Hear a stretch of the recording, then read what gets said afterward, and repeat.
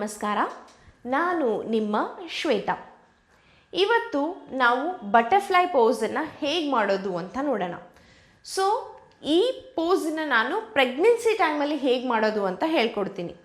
ನಾನಿವಾಗ 3rd ಟ್ರೈಮಿಸ್ಟ್ರಲ್ಲಿದ್ದೀನಿ. So ನೀವು ಯಾರೇ ಪ್ರಾಕ್ಟೀಸ್ ಮಾಡ್ತಿದ್ರು ಈ ವಿಡಿಯೋನ ನೋಡ್ಕೊಂಡು ಪ್ರಾಕ್ಟೀಸ್ ಮಾಡ್ತಿದ್ರೆ please consult your doctor.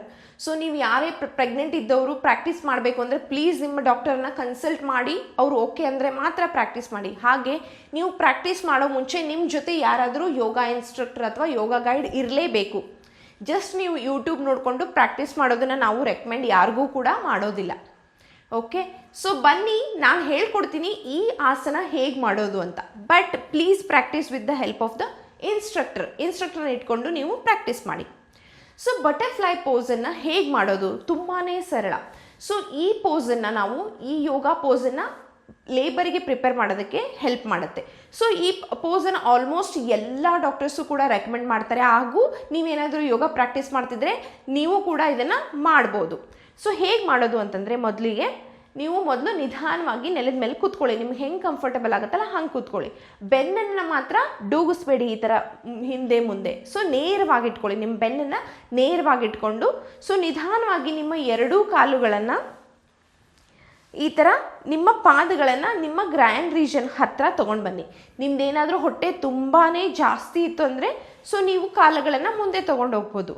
So ನಿಮಗೇನಾದರೂ ಡಿಸ್ಕಂಫರ್ಟ್ ಫೀಲ್ ಆಗ್ತಿತ್ತು ಅಂದರೆ ನೀವು ಡಿಸ್ಟೆನ್ಸನ್ನು ಜಾಸ್ತಿನೇ ಇಟ್ಕೊಳ್ಳಿ. ಸೊ ಈ ಥರ ನಿಮ್ಮ ಎರಡೂ ಪಾದಗಳನ್ನು ಹತ್ತಿರ ತೊಗೊಂಡು ಬಂದು ನಾನು ಇವಾಗ ಜೋಡಿಸ್ತಿದ್ದೀನಿ. ಎರಡೂ ಪಾದಗಳನ್ನು ಜೋಡಿಸ್ಬಿಟ್ಟು ನನ್ನ ಎರಡೂ ಕಾಲಿನ ಬೆರಳುಗಳನ್ನು ಲಾಕ್ ಮಾಡಿ ನಿಧಾನವಾಗಿ ನಾನು ನನ್ನ ಹಿಪ್ ಮೂಮೆಂಟ್ ಮಾಡ್ತಿದ್ದೀನಿ. ಎರಡೂ ಹಿಪ್ಸಿಂದ ಮೂಮೆಂಟ್ ಮಾಡ್ತಿದ್ದೀನಿ ನಿಧಾನವಾಗಿ. ನೋಡಿ ನಿಧಾನವಾಗಿ. ಹಾಗೂ ನನ್ನ ಬೆನ್ನು ನೇರವಾಗಿದೆ, ನಾನು ಬಗ್ಗಿಸ್ತಿಲ್ಲ ಈ ಥರ ಅಥವಾ ಹಿಂದೆನೂ ಹೋಗ್ತಿಲ್ಲ. ಸೊ ನಿಧಾನವಾಗಿ ಫ್ಲಿಪ್ ಅಂತ ಇದನ್ನು ಮೂಮೆಂಟ್ ಮಾಡಬೇಕು. ಎಷ್ಟಾಗುತ್ತೆ ಅಷ್ಟು ಲಿಫ್ಟ್ ಮಾಡಿ ನಿಧಾನವಾಗಿ ಕೆಳಗೆ ತೊಗೊಂಡೋಗಿ ಈ ರೀಜನಲ್ಲಿ ಪ್ರೆಷರ್ ಹಾಕಬೇಡಿ.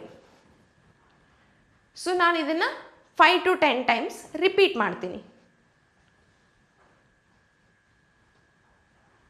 ಸೊ ಈ ಪೋಸನ್ನು ಪ್ರಾಕ್ಟೀಸ್ ಮಾಡೋದ್ರಿಂದ ನಿಮ್ಮ ಪೆಲ್ವಿಕ್ ರೀಜನಿಗೆ ಹೆಲ್ಪ್ ಆಗುತ್ತೆ. ನಿಮ್ಮ ಇನ್ನರ್ ಥೈಸ್, ನಿಮ್ಮ ಗ್ರ್ಯಾಂಡ್ ರೀಜನ್, ಆಬ್ಡಮನ್, ನಿಮ್ಮ ಬಟ್ ಎಲ್ಲದಕ್ಕೂ ಕೂಡ ಎಕ್ಸಸೈಸ್ ಆಗುತ್ತೆ, ಮಸಾಜ್ ಆಗುತ್ತೆ.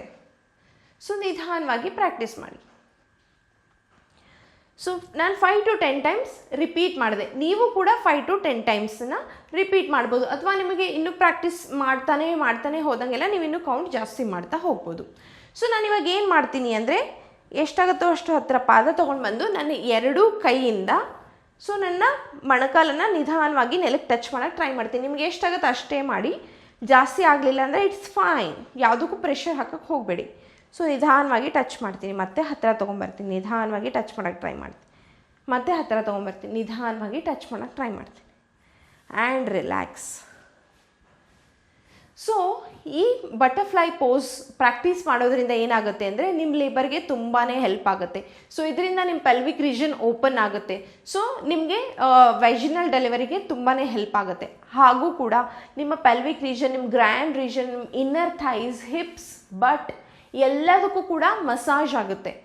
ಸೊ ನಮ್ಮದು ಬಂಪ್ ಜಾಸ್ತಿ ಗ್ರೋ ಆಗ್ತಾ ಹೋಗುತ್ತೆ, ಆಗ ನಮಗೆ ನಡೆಯೋಕ್ಕೂ ಕಷ್ಟ ಆಗುತ್ತೆ, ಮೂಮೆಂಟ್ಸ್ ಎಲ್ಲ ಮಾಡೋದು ಕಷ್ಟ ಆಗುತ್ತೆ. ಸೊ ನೀವು ಈ ಆಸನ ಪ್ರಾಕ್ಟೀಸ್ ಮಾಡ್ತಾ ಹೋದಂಗೆಲ್ಲ ಏನಾಗುತ್ತೆ ಅಂದರೆ ನಿಮಗೆ ರಿಲ್ಯಾಕ್ಸ್ ಫೀಲ್ ಆಗುತ್ತೆ. ಹಾಗೂ ಇದರಿಂದ ಹಾರ್ಮೋನಲ್ ಇಂಬ್ಯಾಲೆನ್ಸ್ ಇಶ್ಯೂ ಇದ್ದರೂ ಕೂಡ ಇಂಪ್ರೂವ್ ಆಗುತ್ತೆ. ನೀವು ಕೂಡ ಇದನ್ನು ಟ್ರೈ ಮಾಡಿ. ಹಾಗೆ ಯಾರು ಮಾಡಬಾರ್ದು ಅಂತಂದರೆ ಯಾರಿಗೆ ಡಾಕ್ಟರ್ ಪರ್ಮಿಷನ್ ಕೊಟ್ಟಿಲ್ಲ, ಹೈ ರಿಸ್ಕ್ ಪ್ರೆಗ್ನೆನ್ಸಿ ಯಾರ್ದಿದೆ ಅಥವಾ ಯಾರಿಗೆ ಕೆಳಗಡೆ ಕೂತ್ಕೋಬೇಡಿ ಅಂತ ಹೇಳಿರ್ತಾರೆ, ಅವರಿಗೆ ನಾವು ಇದನ್ನು ರೆಕಮೆಂಡ್ ಮಾಡಲ್ಲ.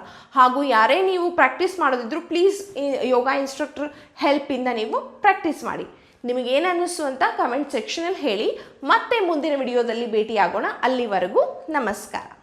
ಆರೋಗ್ಯ ಮಾಹಿತಿಯ ಇಂಥ ಮತ್ತಷ್ಟು ವಿಡಿಯೋಗಳಿಗಾಗಿ Vishwavani health YouTube channel subscribe ಮಾಡಿ.